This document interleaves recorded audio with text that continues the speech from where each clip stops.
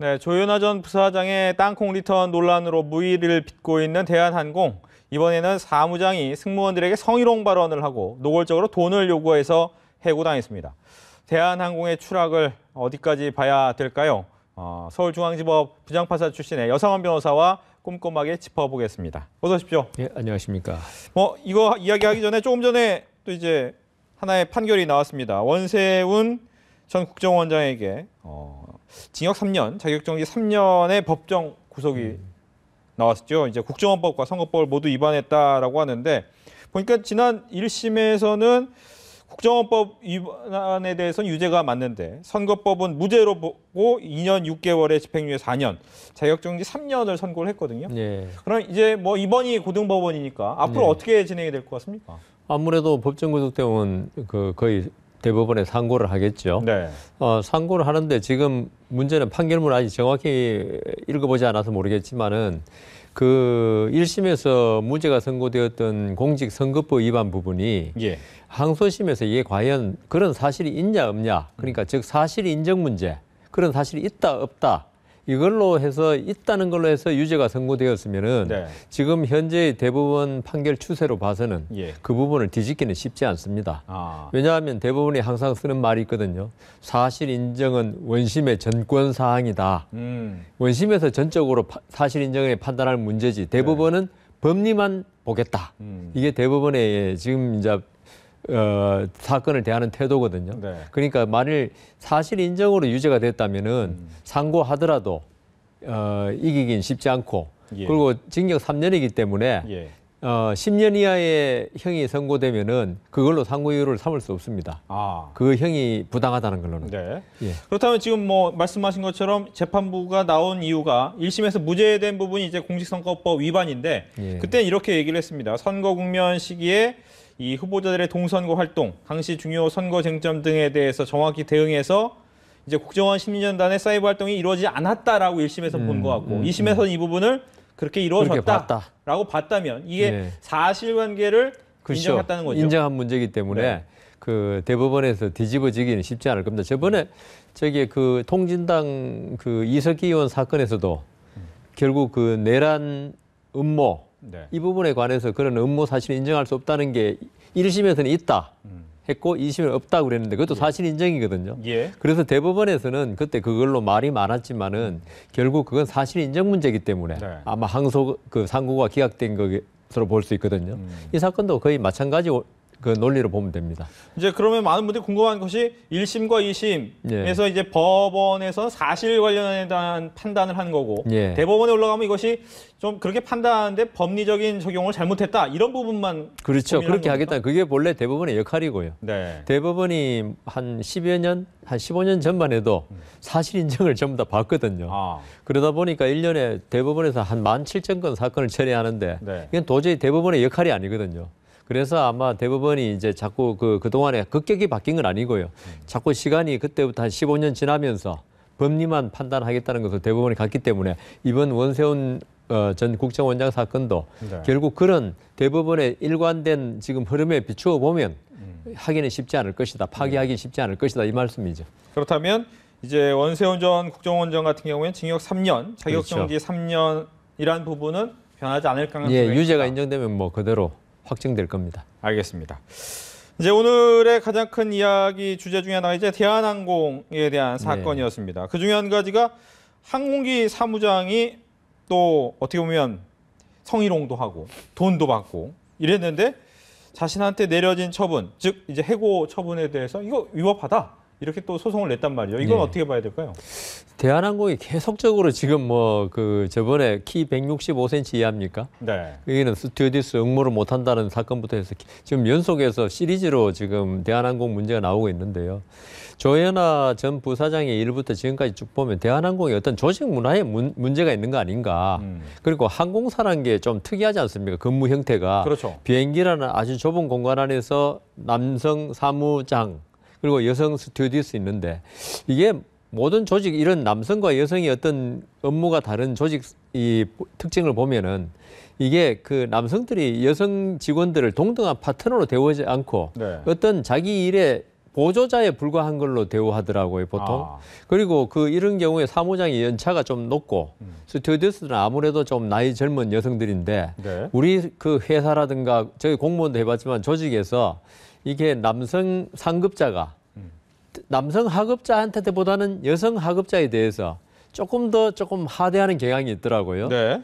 그래서 이런 대한항공만이 아니라 우리 사회 전반적으로 남성 상급자와 여성 하급자가 근무하는 조직에서는 이런 문제가 많이 발생하는 것 같습니다. 그렇군요.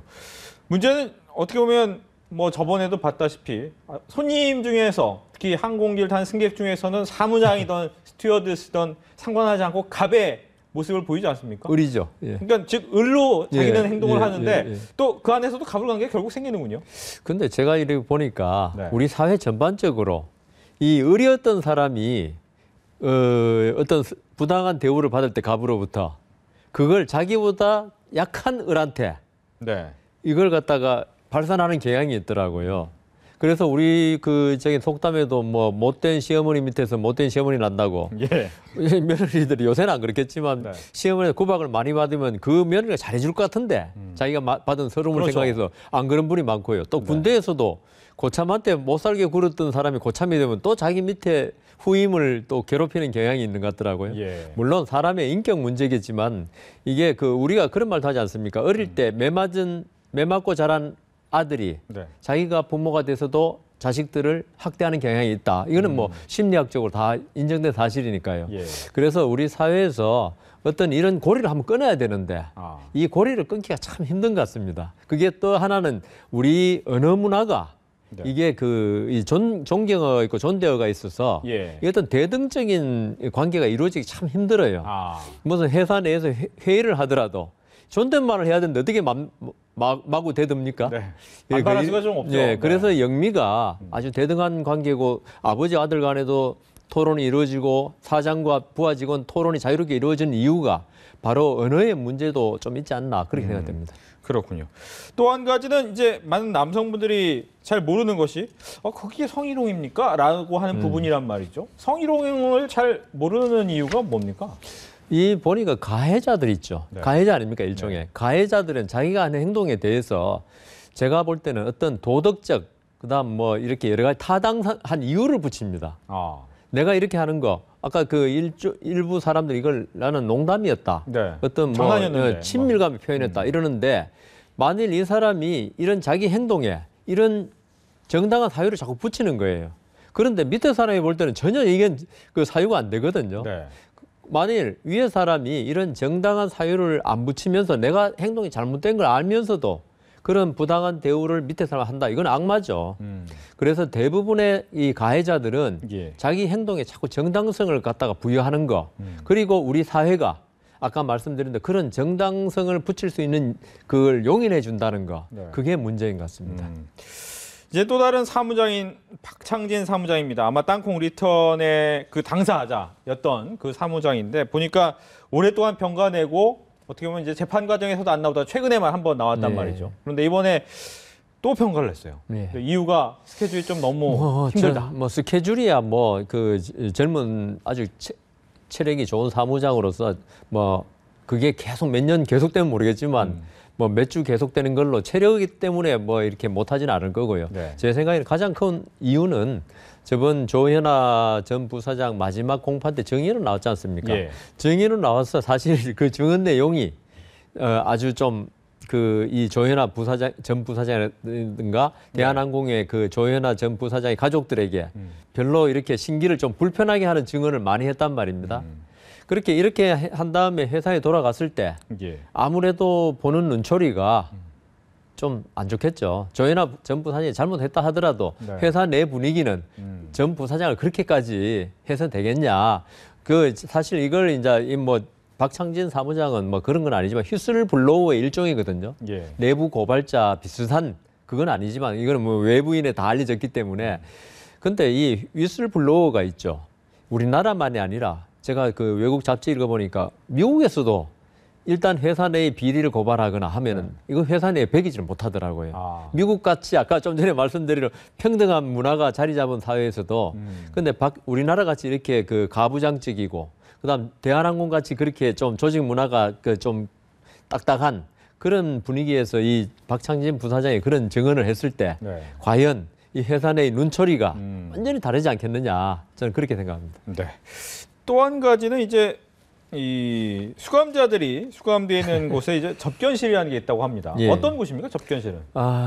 그 일반인 그러니까 가족이나 친구는 그 면회실이라고 있습니다. 네. 거기는 앞에 그 우리 영화에 보면 드라마 앞에 구멍 뻥 뚫려 있고 네. 이 플라스틱 아주 강화 플라스틱으로 칸막이가 되어 있어서 그냥 그 구멍을 통해서만 말을 몇 마디 주고받고 그다음 뭐 서류를 주고받는다든가 이런 걸 못하고 네. 그다음 교도관이 옆에 앉아 있습니다. 아하. 왜냐하면 그 범죄를 모의할 수도 있기 때문에. 네. 근데 접견실이라는 거는 교도소 내에 변호사들이 피고인 또는 피의자와 자유롭게 사건을 이야기하고 그다음 재판 대책을 강구하고 네. 이럴 수 있는 공간이고 거기는 녹음, 녹취, 그다음 교도관의 입회 이런 게 전혀 금지되어 있습니다. 아하.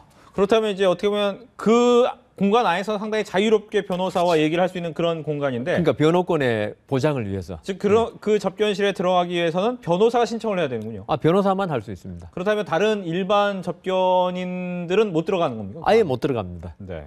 근데 문제는 이 접견실을 여성 전용 또 변호인 접견실이 있는데 그 조현아 전 부사장이 장시간 또 독점하고 있다 이런 얘기가 나오고 있더라고요. 이건 이렇게 장시간 써도 별 문제는 없는 겁니다. 그게 이제 그 접견실 여건만 허락한다면 하루 종일 써도 뭐 아무 문제가 안 되죠. 그리고 그 변호사 한 명이 계속 쓸 수는 없지 않습니까? 예. 그래서 이런 재벌급이라든가 사회 저명인사가 구속됐을 때는 네. 변호사를 여러 명 선임하죠. 그래서 변호사끼리 나는 몇 시에서 몇 시까지, 너는 몇 시에서 몇 시까지 정해가지고 네. 이분 접견 끝나면 바로 이어서 또 접견이 시작되고 이런 식으로 하루를 보낼 수 있는 거죠. 또 편법이 가능할 수도 그 있군요. 편법이란 편법이고요. 네. 근데 이제 우리가 그 빈대 잡으려고 그러다 초과상관 태운다는 말 하듯이 만일 이걸 편법으로 해가지고 네. 이걸 금지를 예컨대 시킨다. 그런다면 또 변호권에 그 진짜 무고한 사람들 변호인의 조력을 받을 권리 예. 이게 침해될 수 있기 때문에 네. 이거는 도덕적인 문제고 도덕적으로 이런 문제가 해결돼야지 이걸 법적으로 뭐 이렇게 조절한다거나 금지한다 이거는 좀 곤란합니다. 알겠습니다. 지금까지 최근에 있었던 사건에 대해서 여성원 변호사와 함께했습니다. 오늘 얘기 잘 들었습니다. 네.